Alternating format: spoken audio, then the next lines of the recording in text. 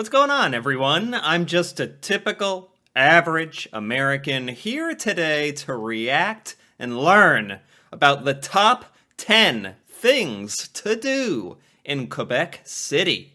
2022. Wow, very relevant. There was a time when, like most Americans, I thought the name of a Canadian city was Quebec. And then I learned, eventually, it got into my brain that that was the name of a Canadian province, and now I know there's a city called Quebec City. But yeah, that was a time long ago, dark times that we're gonna forget about. Some would say never even happened. Anyway,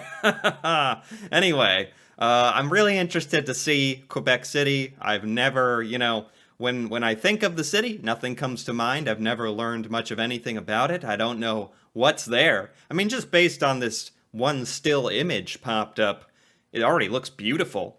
And a lot of the cities are on the water, makes it even more beautiful. And, you know, as far as the title of this video, Top 10 Things to Do in Quebec City, I actually really like it when it's about things to do in the city, not necessarily just places to go look at, which are cool. That's a whole other kind of thing. Stuff you want to go see and visit. But sometimes I enjoy it more when it's things to do in the city. Actual, like, stuff maybe you get to take part in. And, stuff you get to go inside of, look at. Anyway, could make things a bit more interesting. I'm hoping it does. And so, with that being said, let's take a look. Top things to do in Quebec City. The only walled city in North America and a UNESCO World Heritage Site, French-speaking Quebec City has a strategic location. I'm sorry, he said walled city? Walled? What does that mean? What does this mean? The only walled city in North America. The only walled city in North America. What on earth does that mean? Is there a giant wall around it? Is it like the Great Wall of China built? I don't know. Maybe they'll explain that. I don't know. And a UNESCO World Heritage Site, French-speaking Quebec City has a strategic location atop steep cliffs that overlook the St. Lawrence River.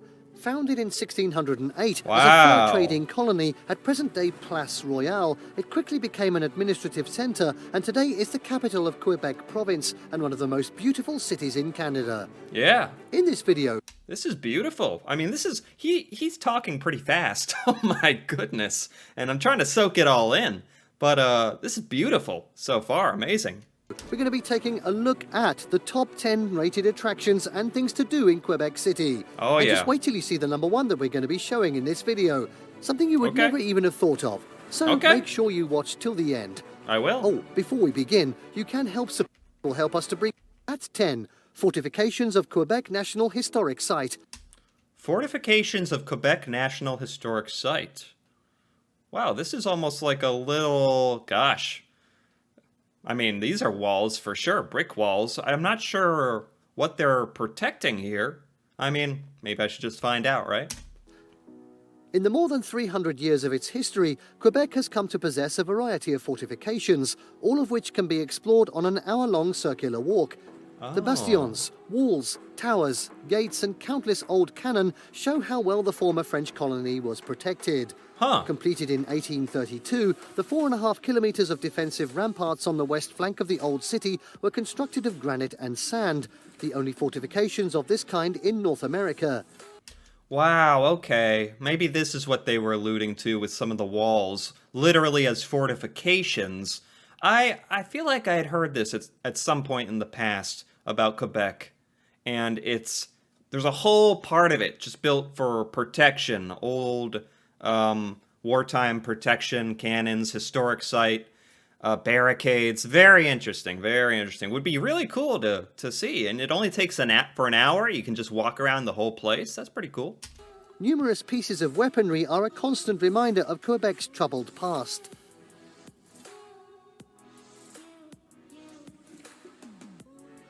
At 9, the Observatoire de la Capitale. Oh boy, we're getting into the French-speaking aspect of it, in the sense that it's hard for me to pronounce. Observatoire de la Capitale, Capital Observatory. Capital Observatory. Atop the Marie Guillart building, this 360-degree observatory provides more than just a bird's-eye view of the city from the 31st floor. Oh. Interactive exhibits introduce how Quebec City developed and grew over the centuries, with a kids' height section designed just for little ones. Oh, I love this. I love this. It brings out the kid in me. Forget bringing the kids to this. Bring me to this. And I'll act like a little kid. I love stuff like this. Interactive exhibits. And you know, if you're bringing the kids along, this is fantastic for them as well. But adults secretly enjoy it too. And you can ride to the top and get a huge view of Quebec City. That is fantastic. Developed and grew over the centuries, with a kids' height section designed just for little ones. The panorama extends beyond the old walled city to Lévis, the St. Lawrence, and the Ile de l'Orléans. Cool. You can also get excellent views of the city from the funicular, Quebec's city's solution to its extremely hilly geography. The funicular runs from Côte-Petit-Champlain in the lower town to Château Frontenac in upper town to save weary travelers from steep staircases. Wow, it's like a tram, or I don't know what you would call it, that rides you up the mountain. I mean, most people, I think, most tourists, most Americans would just actually enjoy physically the ride up to the top of the mountain. And then, of course, you get to the top and you can do things and take in all the sights, too. It's great for many reasons. It has been transporting passengers at a staggering 45-degree angle since 1879, most recently updated in 1998 with glass-walled elevator carriages. Cool. Very cool. At 8, Basilica of Sainte Anne de Beaupré. Sainte Anne is the patron saint of Quebec and is credited with many miracles of healing the sick and disabled. Oh wow, there's a patron saint of Quebec. Who knew? Located northeast of Quebec in Beaupré, this stunning Catholic basilica is a destination for 500,000 pilgrims each year. Wow. Yeah, I mean, you'd be hard-pressed to find churches and chapels in the United States like this, just because the history just kind of isn't there for it to make sense. But yeah, this is definitely one of those just beautiful feats of architecture. Stained glass windows, yeah, just one of those amazing things that you gotta see. The present-day church dates to 1926, but the first chapel was built here in the 17th century. Another famous Catholic basilica is the Cathédrale Notre-Dame de Quebec, designed by the architect Baillarger and completed in 1844. The interior of Notre-Dame de Quebec is very impressive, with a beautiful altar, episcopal canopy, and stained glass windows. Oh. Pretty amazing. I mean, it's almost like a work of art, all in and of itself. That's how I would view it. It's like one giant, amazing work of art. Next up at 7, Parliament Building, Hôtel du Parlement and Parliament Hill. This Parliament Building. So, Quebec City is not the capital of Canada. So, what kind of parliament are we talking about here? spaciously laid out district immediately southwest of the old Upper Town is the seat of Quebec's provincial government. Oh, so there's a provincial, a government for each province. That makes sense. Makes complete sense. I mean, every state in the United States kind of has its own government, you know. Governors, senators, lots of representatives for each state. Same exact way in Canada. Makes sense. The Parliament, completed in 1877 but later extended, could have been modelled on any number of Parisian public buildings. The Salle de l'Assemblée Nationale, the National Assembly, and Salle de Conseil Législatif, Legislative Council, are open to the public. Both are fine old chambers, sumptuously furnished. Tickets... I like it when government buildings are open to the public, because at the end of the day, the government is supposed to be a servant of the public. They're there for the people. So if we want to come in and tour your parliament building, by God, we should be able to. And in Quebec City, you can. should be obtained in advance. Nearby, find the Grand Théâtre, a venue for plays, concerts and symphony performances, as well as the large Palais de Congrès shopping and entertainment complex. Cool. I like that this list includes a nice combination of old historical sites and things to do, but it also has the introduction of a lot of modern stuff to do, which is very cool. You want a mix of both, ideally. At 6, Chateau Frontenac. Constructed for the Canadian Pacific Railway in 1894, the Grand Falmont Le Chateau Frontenac is one of the city's most prominent landmarks and esteemed hotels. Oh, This historic property can be seen from miles away and is especially impressive at night. it's a hotel? This looks like a historical old building, though. How long has this been around? Chateau. I used to know what chateau means. Almost think it means castle or something. It looks. I mean, I would have never in a million years guessed that this was a hotel. This looks like an incredible, huge castle for a king or something. In front of the hotel, Terrasse de Ferrine offers stunning views northwards to the Laurentians, and the Promenade des Gouverneurs leads southward toward the citadel and plans of Abraham. Cool. This elevated vantage was the original site of Fort St. Louis, the governor's residence in colonial times. Tourists can see the ruins underneath the promenade. Oh, Chateau Frontenac is also historically significant for the Quebec Conference in August 1943, where the Allied powers, Winston Churchill, Franklin D. Roosevelt, William L. M. King, Vice Admiral Lord Mountbatten, the U.S. Chief of Staff, General George C. Marshall, and others laid preparations for the D-Day landings in Normandy, June the 6th, 1944. wow. Really? I didn't even know that. Next up at 5, visit Musée de la Civilisation. The Musée de la Civilisation in Quebec City is a 3-part institution that delves into the many facets of human history and the establishment of French America. Okay, I was gonna say, you gotta have a museum or something thrown in here somewhere, right? There's always an incredible museum in all these amazing major cities, and this looks like a very nice like modern museum, honestly. Because I mean, based on this picture alone, I can only assume so much. But the fact that the stuff is all set up so that you can walk around it and into it and look at it through the glass, and it's not just stuff hung up on walls. You know, that's kind of what I'm getting at. So I think this would be a fantastic museum to see. With the main museum located in Basseville near the Old Port. Built to designs by the well-known architect Moshe Safdie, the Central Museum is of great architectural interest. Oh, wow. The permanent collection draws from civilizations around the world, as well as exploring the Quebec experience. Oh, so it features historical artifacts from around the world, but then it also gives you kind of a history of Quebec City. And I mean, this stuff here looks like it's also telling you about modern Quebec and everything in between, which is very cool because I would need that. I need every little detail because I would come in knowing basically nothing.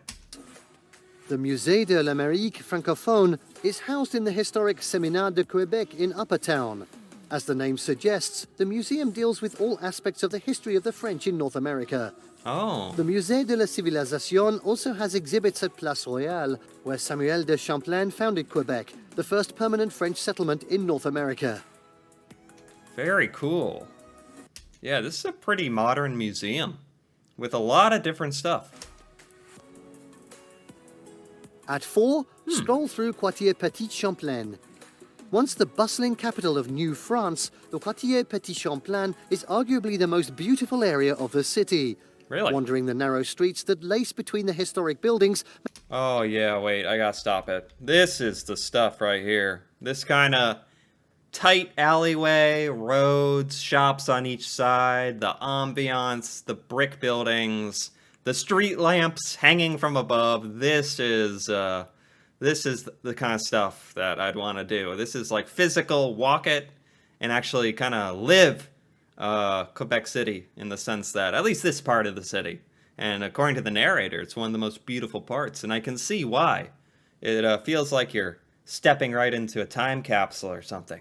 makes you feel like you are in the heart of an old European city. Yeah. The stone structures that line the pedestrian-only streets now house a wide variety of shops, services and restaurants. Wow. This is the perfect place to visit for strolling and meandering, and it's a truly lovely area year-round.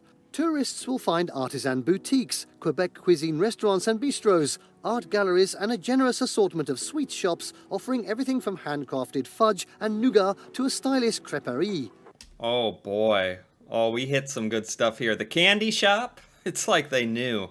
They knew I'd be watching. The candy shop, I'm a total sucker for this stuff. This store, I don't even know what kind of artisan stuff is inside this shop here. Looks like a bunch of bags or something.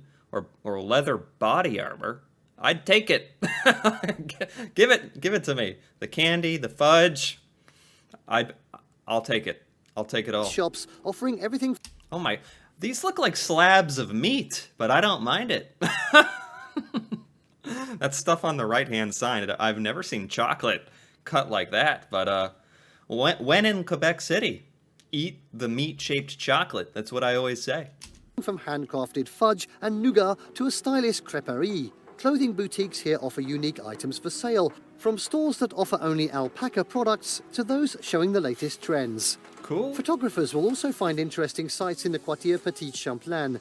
The umbrella-covered lane, Rue de Cul-de-Sac, offers a colourful spectacle, as well as... Yeah, I noticed this before, this umbrella-covered alleyway. Does that have some kind of meaning or significance, symbolism behind the umbrellas, or is it just to look cool? Because I'd be okay with that as well. some respite from the sun or rain.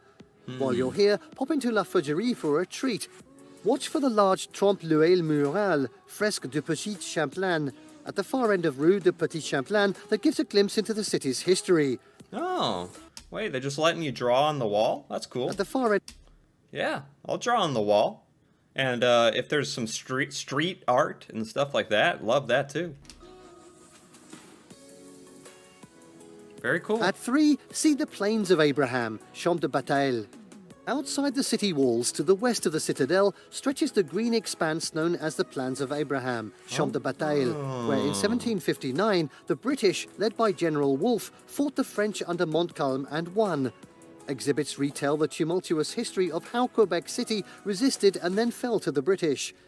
Wow, so not only is it a beautiful park, it's got all this historical landmarks and these little informational tablets throughout. That's fantastic. The park is also home to the remains of 2 Martello towers, later additions to Quebec's fortifications. Okay. Begun in the late 1930s, the Joan of Arc garden designed by Louis Perron has a fabulous display of flowers from spring until fall. Families visiting with children will find interactive exhibits at the museum which encourage younger visitors to engage with history, and young children will have fun with the family treasure hunt, which encourages exploration and discovery within the park. Oh, they made a they designed like a treasure hunt within the park? That's actually super smart. That's actually so smart. And yes, I would take part in the treasure hunt. And maybe the kids can maybe be part of it if I get stuck.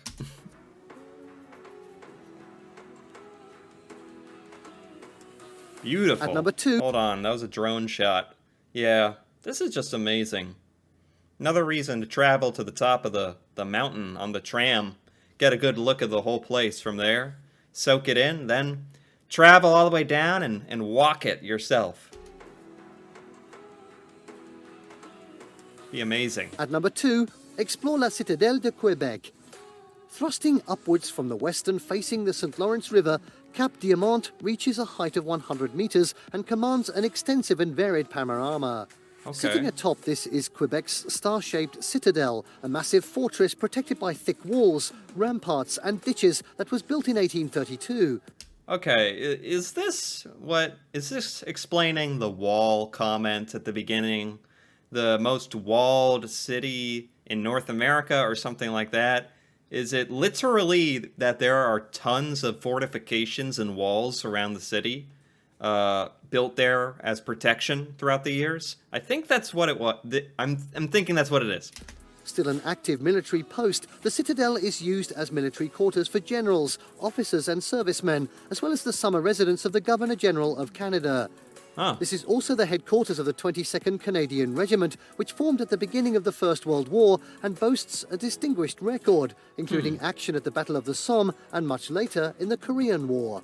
Wow. Summer visitors can watch the changing of the guard ceremony each morning, and the Military Museum, located in the mid-18th century powder magazine in the southern corner of the citadel, is open year-round. From the far end Oh. of the boardwalk in front of the Chateau Frontenac, a set of stairs leads up to the citadel and Plains of Abraham. Wow. So there's a lot to do in this area. My goodness. And finally, at number 1, wander through Place Royale. Okay. This is tourist central in Quebec, both for the history and the modern-day ambience that comes with the restaurants. I like that he's described it as wander through this place. Like, I, I mean, I actually do genuinely like that. Give me somewhere where I can actually walk around and explore a bit, right? Central in Quebec, both for the history and the modern-day ambience that comes with the restaurants, patios and shops that now fill the historic structures. Place Royale stands on the site of Quebec's actual foundation, the spot where, in 1608, Samuel de Champlain erected a fur trading post that soon grew into the capital of French America. Named in honor of Louis XIV, whose bust adorns it, Place Royale is the largest surviving ensemble of 17th and 18th century buildings in North America. Wow. The pretty stone church, Notre Dame de Victoire, faces a cobbled square, along with Maison Chevalier of the Musée de la Civilisation. Adjacent to Place Royale, facing out over the river and encircled by stout walls and palisades, the little Batterie Royale was constructed in 1691. Man, this is like this is like historical building overload. You could spend all day in this section of Quebec City. In summer, the area is home to outdoor dining areas. In winter, the snow transforms the old streets and stone buildings into a postcard-perfect scene. Yeah. This is a beautiful area to wander through in the day or evening and at any time of the year. Cool. Very cool. And there you have the top 10 rated attractions and things to do in Quebec City. Wow. Did you like what you saw? Let us know in the comments down below. Share this video. I did like what I saw. I did. That was by Trip Extreme. I liked that a lot. Thank you. Wow. I have a much better idea of what Quebec City looks like now, going from nothing at all. It's actually pretty amazing. It's actually very unique as far as cities go. You know, if you start looking at a lot of cities in Europe and across the world, even in America and stuff, a lot of the stuff can start looking the same if you look at it too much. But this was very distinct. This was very interesting, and I did like the nice variety of historical places, historical areas to explore, and all the modern museum. And there's a treasure hunt, by the way, and some of the other modern stuff that you can take advantage of. You can ride to the top of the mountain, or ride to the top of that tower and see all of the city. Just lots of opportunity to not only see beautiful things, but also go down and explore the nitty-gritty of the whole city. I didn't mean for that to rhyme, but you can explore the nitty-gritty of the whole city if you want. And even turn that into a poem if you want. Anyway, I'll stop while I've made that beautiful statement and just say, hey, if you enjoyed this video, if you enjoyed this reaction, feel free to give it a like or leave a comment. And if you're interested in more videos like this, me reacting to Canada, Canadian stuff, culture, places, things I've never seen before, feel free to subscribe for more. And until then, thanks for watching, and see you next time.